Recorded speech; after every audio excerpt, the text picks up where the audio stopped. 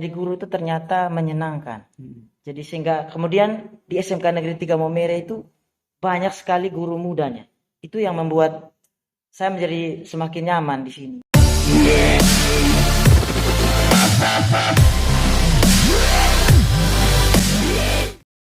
Halo semua teman-teman di rumah, kembali lagi bersama saya Muhammad Noval di sini.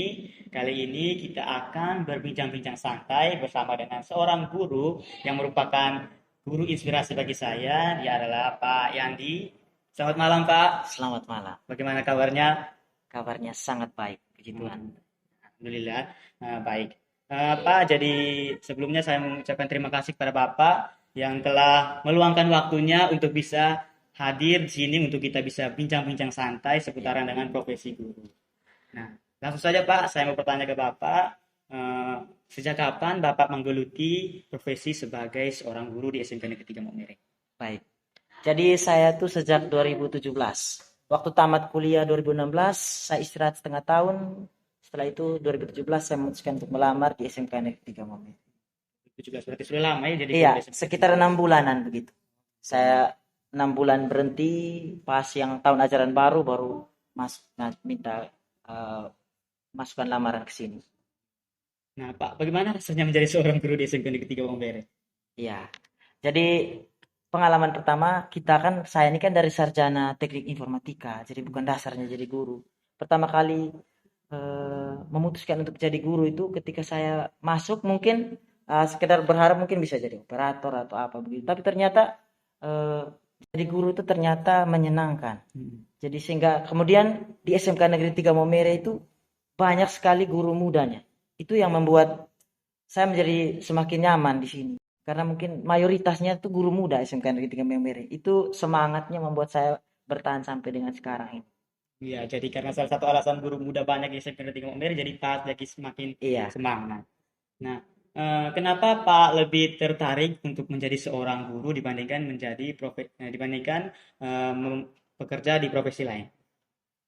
Kenapa jadi seorang guru? Ya mungkin awalnya itu saya lebih tertarik ke jadi seorang programmer atau seorang pengembang aplikasi di mana begitu. Tapi dalam beriring jalan waktu, sejalan dengan waktu itu eh, pikiran itu berubah. Oh, jadi guru juga saya bisa jadi sambil jadi seorang programmer, bisa membuat aplikasi yang memudahkan pekerjaan seorang guru dan saya sebagai seorang guru menggunakan aplikasi itu. Jadi sehingga dalam perjalanan itu saya menjadi lebih nyaman menjadi seorang guru karena prosesnya yang pertama eh, saya akan membuat siswa itu memahami dengan kemampuan saya yang ada ini, gitu. Memahami materi. Jadi ketika menjadi guru tidak menutup kemungkinan kita bisa mengerjakan pekerjaan lain karena Iya, mungkin jam pelajaran guru itu kan dari jam 7 pagi sampai kalau di SMP 3 sampai jam 5. Setelah itu kita bisa kerja yang lain. iya, Dan betul juga sekali. mungkin Pak punya hobi kan di coding-coding dan juga Iya, programmer kan itu kan bisa sambil ngajar sambil kita iya. coding-coding kan kayak gitu. Itu salah satu hobi juga, Hmm. tapi sekarang lebih fokus saya ke ngajar. Kalau Hmm. untuk program itu kecuali ada sesuatu yang memang benar-benar dibutuhkan sekali dalam kegiatan pembelajaran saya kembangkan. Tetapi intinya saya lebih fokus menjadi seorang guru karena sekarang profesi utama itu. Iya. Nah, Pak, sebagai seorang guru tentunya Bapak sering menemukan siswa-siswa yang mungkin nakal, Iya. kemudian mereka kayak lambat dalam pembelajaran dan lain sebagainya. Nah, apakah Bapak mempunyai tips-tips dan mempunyai metode-metode khusus untuk mengajari siswa-siswa tersebut? Iya. Jadi mungkin pertama kali saya masuk di SMK Negeri 3 Maumere, metode mengajar saya masih pakai ceramah biasa.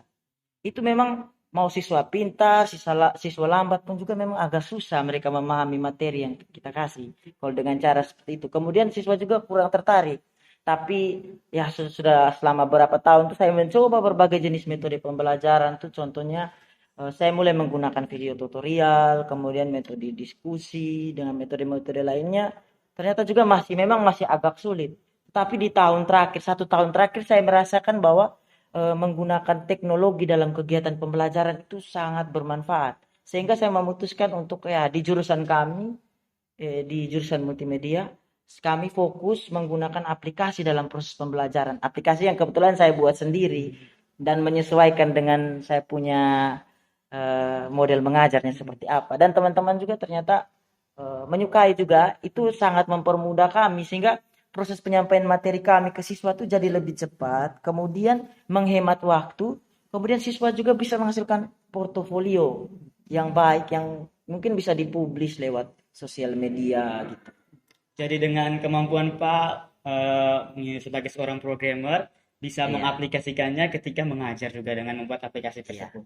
Jadi kayak kami sebagai siswa juga mungkin merasa kayak nyaman dengan metode pembelajaran tersebut. Terlebihnya kalau siswa tuh kalau misalnya diajari guru dengan ceramah-ceramah, siswa tuh pasti kayak kami tuh kayak, "Ih, nah ini apa?" siswa yang jawab sendiri. Iya, Nah kayak artinya bahwa memang, iya, nah, kayak kalau misalnya diajar dan marah-marah kayak, "Ih, apa saja marah-marah terus setiap hari nih." iya, Ya kayak gitu. ceramah itu kan Ceramah. hanya omong saja di depan, Iya, itu memang kalau mata pelajaran produktif itu memang agak susah kalau iya. kita kita hanya apa, pakai ceramah, harus pakai metode mengajar, harus pakai teknologi, kemudian kita juga harus apa, harus lebih berpusat pada siswa gitu. Mm-mm. Itu Apalagi kita sebagai multimedia ini kan kita edit-edit video itu kan sesuai dengan mood kita. Kalau iya, misalnya di ceramah-ceramah betul. mood kita hancur tuh kan Kami kayak guru juga kalau iya. edit juga setengah mati karena Mm-mm. memang itu pakai mood dan hobi juga. Mm-mm. Makanya siswa juga ya kita biasakan dengan berpusat pada siswa, siswa lebih aktif sendiri, mungkin mereka bisa mencari tahu tutorial. Kalau misalnya yang kami ajar belum lengkap karena kami guru juga masih dalam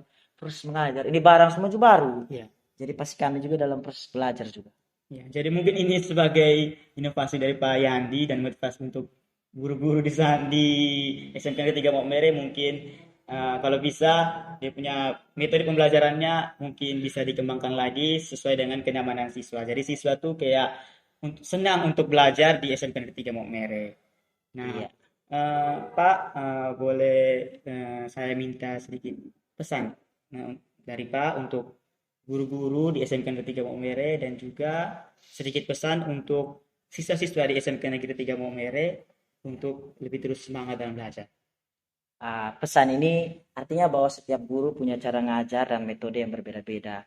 Dan pastinya ada orang yang mungkin pintar berbicara, dia bisa menggunakan ceramah saja bisa mengajar dengan baik dan siswa bisa memahami dan siswa juga bisa menikmati kegiatan pembelajaran. Tapi ada guru juga mungkin kalau kami yang lebih teknis di produktif itu, kami mungkin ngajarnya omongnya mungkin agak terbata-bata, mungkin penyampaian materinya sehingga mungkin agak sulit sehingga kami menggunakan media-media seperti itu supaya berpusat pada siswa. Pesan saya mungkin ke depannya kita bisa berkolaborasi antara guru mata pelajaran apa saja sehingga mata pelajaran antara produktif dan normatif adaptif itu kita bisa sama-sama membuat bahan ajar bersama yang bisa sehingga mata pelajaran kita itu bisa terintegrasi gitu sehingga siswa tidak dibebankan terlalu banyak tugas gitu. Kalau untuk siswa khususnya siswa SMK Negeri 3 Maumere tetap belajar. Intinya bahwa dunia sekarang membutuhkan hasil karya dan portofolio, bukan cuma ijazah, tetapi yang dibutuhkan di dunia saat ini itu adalah portofolio dan hasil karya. Jadi selama Anda masih berada di SMK Negeri 3 Maumere, buatlah portofolio dan hasil karya sebanyak-banyaknya agar ketika Anda ingin bekerja dimanapun Anda berada, portofolio itu bisa dijadikan sebagai sebuah bahan pertimbangan untuk tempat Anda bekerja, atau mungkin sebagai kalau bisa Anda membuka usaha bisa menjadi salah satu bahan yang Anda gunakan untuk mempromosikan usaha Anda. Mungkin itu saja. Oke Pak, terima kasih.